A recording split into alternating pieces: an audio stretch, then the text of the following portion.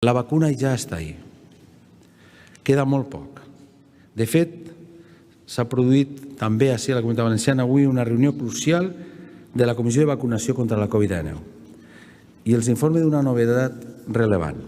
La Comunitat Valenciana està ja preparada per a rebre, emmagatzemar, distribuir i administrar fins a 600.000 dosis de la vacuna Pfizer contra la Covid-19. Ja està preparat tot el material necessari per al procés de vacunació i, sobretot, tot l'equip humà que el pilotarà, que ha demostrat en la vacunació de la grip la seva alta professionalitat, atenció primària i tots els equips de la Conselleria de Sanitat. Després, si de cas, la consellera es pot també afegir algun detall més. Destaque que encara no sabem exactament quin dia i a quina hora arribarà les primeres dosis. I tampoc sabem encara la quantitat de vacunes inicials que tindrem per posar en marxa tot el procés. Pero estem preparats.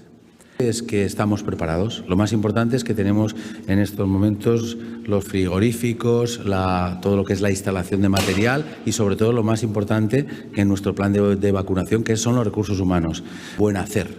Y hay un plan, hay una estructura y por tanto lo único que estamos esperando es que sepamos ya si ojalá es el 27, 28, 29 se pudieran estar empezando a vacunar, sobre todo a las residencias, a las personas que se ha decidido ya, residencias, personal de las residencias, sociosanitarios, sanitarios y personas vulnerables.